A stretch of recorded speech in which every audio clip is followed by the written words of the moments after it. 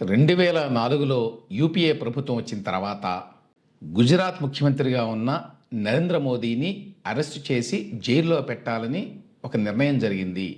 కానీ ఆ నిర్ణయం అమలు కాకుండా అప్పట్లో సెంట్రల్ గవర్నమెంట్లో భాగస్వామిగా ఉన్న శరద్ పవార్ అడ్డుకున్నారు అని తాజాగా ఒక పుస్తకం వెల్లడిస్తోంది. ఏమిటి ఈ పుస్తకం పేరు అంటే అన్లైక్లీ ప్యారడైజ్. రాసింది ఎవరు అంటే సంజయ్ రౌత్. ఈయన శివసేన పార్టీ నాయకుడు, రాజ్యసభ సభ్యుడు, మహారాష్ట్ర నుంచి. ప్రస్తుతం ఆయన ఉద్ధవ్ బాల్ ఠాకరే వర్గంలో ఉన్నాడు, అంటే ఒరిజినల్ శివసేన అది. ఆయన 2022లో 100 రోజుల పాటు జైల్లో ఉన్నాడు ఒక ఈడీ కేసులో. సో జైల్లో ఉండగా తన అనుభవాలు అన్నట్టుగా రాశాడు ఈ పుస్తకాన్ని. Title unlikely Paradise. ఈ పుస్తకం వాస్తవానికి లాస్ట్ ఇయరే రిలీజ్ అయింది. మొదట మరాఠీలో రాశాడు ఆయన. ఇప్పుడు తాజాగా దాన్ని ఇంగ్లీష్లోకి ట్రాన్స్లేట్ చేశారు. దానిని రేపు అంటే సోమవారం నాడు ఢిల్లీలో రిలీజ్ చేయబోతున్నారు. ఢిల్లీ మాజీ ముఖ్యమంత్రి అరవింద్ కేజ్రీవాల్ పుస్తకావిష్కరణ చేయబోతున్నారు. అయితే ఇంగ్లీష్ పుస్తకంలో ఒరిజినల్ మరాఠీ పుస్తకంలో లేనటువంటి ఒక 4 చాప్టర్లని అదనంగా చేర్చారు. ఈ 4 చాప్టర్లలో చాలా విశేషాలు ఉన్నాయి, సంచలనాత్మకమైన అంశాలు ఉన్నాయి. అందులో మొదటిది నరేంద్ర మోదీని 2002లో జరిగినటువంటి గుజరాత్ అల్లర్లకు సంబంధించి అరెస్టు చేసి జైలుకు పంపించాలి అని చెప్పి యూపీఏ ప్రభుత్వం నిర్ణయించింది. కనీసం ఆ చర్చ జరిగింది. 2002లో జరిగినటువంటి అల్లర్లలో చాలామంది ప్రాణాలు కోల్పోయారు, ఎస్పెషల్లీ ముస్లిమ్స్. ఇదంతా కూడా ఉద్దేశపూర్వకంగా ముఖ్యమంత్రిగా అప్పుడే పదవీ స్వీకారం చేసినటువంటి నరేంద్ర మోదీ వెనక ఉండి చేయించారు అనేటువంటి ఆరోపణలు ఉన్నాయి అప్పటికే ఇప్పటికీ. సో ఆ ఆరోపణల మీద ఈయన అరెస్ట్ చేద్దాం అనుకున్నారు. ఆయన అప్పటికి ముఖ్యమంత్రిగానే ఉన్నారు కదా. కానీ శరద్ పవార్ అప్పటికి ఆయన నేషనలిస్ట్ కాంగ్రెస్ పార్టీ నాయకుడు, కానీ యూపీఏలో భాగస్వామి, సీనియర్ నాయకుడు కాబట్టి ఆయన మాటకు విలువ కూడా ఉంటుంది. ఆయన అన్నట్ట ప్రజల చేత ఎన్నుకోబడి ముఖ్యమంత్రిగా ఉన్న వ్యక్తిని ఏదో కేసులో అరెస్ట్ చేసి జైలుకు పంపించడం మంచిది కాదు అన్నాడంట. యూపీఏలో ఉన్నటువంటి మిగతా భాగస్వామ్య పార్టీలు కూడా అభిప్రాయంతో ఏకీభవించినాయి. దాంతో కాంగ్రెస్ పార్టీ మోదీ గారిని అరెస్ట్ చేసి జైలుకు పంపించలేకపోయింది. లేకపోతే మోదీ గారు జైలుకి వెళ్ళి ఉండేవాడు అని దీన్ని బట్టి అర్థమవుతుంది. ఆనాడు శరద్ పవార్ కనుక అడ్డుకోకపోతే అరవింద్ కేజ్రీవాల్ లాగానే, అరవింద్ కేజ్రీవాల్ ముఖ్యమంత్రిగా ఉండగానే జైలుకి వెళ్ళాడు కదా, అంతకుముందు జైలుతో కూడా వెళ్ళారు అట్లానే. అదేవిధంగా నరేంద్ర మోదీని కూడా జైలుకి పంపించేవారు. కానీ శరద్ పవార్ విభేదించడం వల్ల ఆ రకమైన చర్యతోటి ఆ పని జరగలేదు.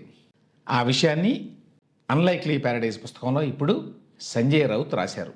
రెండో ఇంపార్టెంట్ అంశం ఆయన రాసింది ఏమిటంటే, వైస్ ప్రెసిడెంట్గా జగదీప్ ధంకడ్ గారు సడన్గా రిజైన్ చేశారు, అందరికీ తెలుసు పోయినేడాది. ఎందుకైనా సడన్గా రిజైన్ చేశాడు అంటే ఆయన ఇండిపెండెంట్గా వ్యవహరించడం మొదలుపెట్టాడు.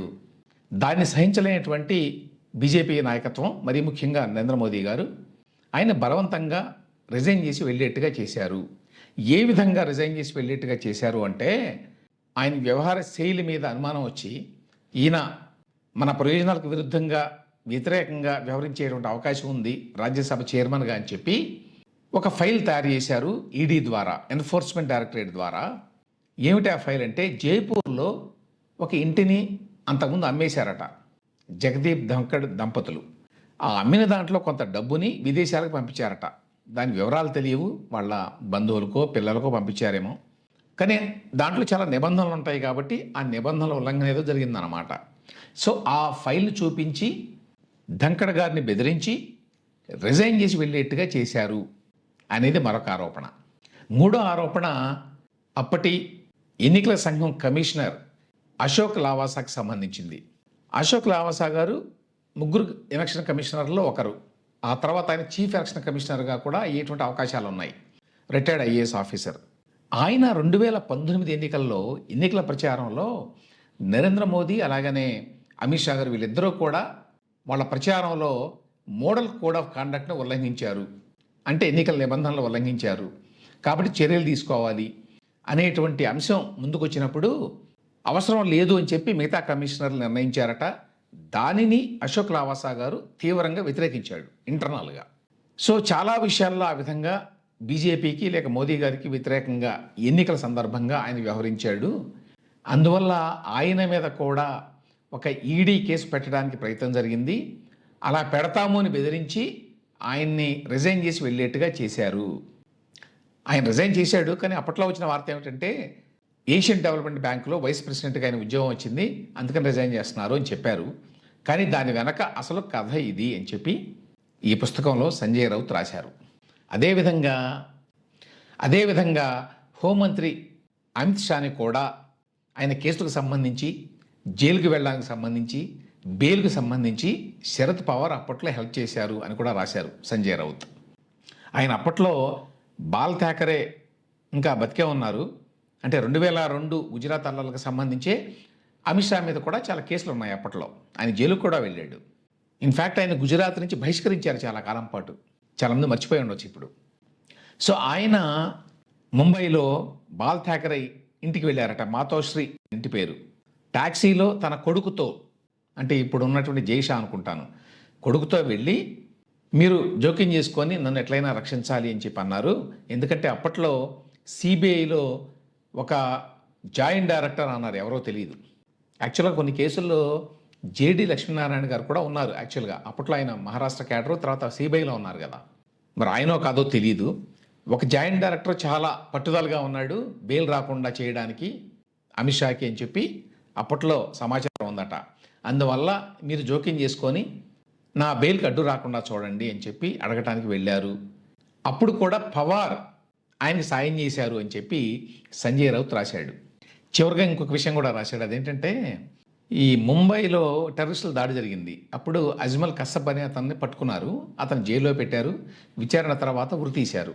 అయితే జైల్లో ఉన్నప్పుడు అతనికి బిర్యానీ పెట్టారు అని చెప్పి ఒక ప్రచారం జరిగింది. బీజేపీ సపోర్టర్సే అప్పట్లో ఈ ప్రచారాన్ని చేశారు.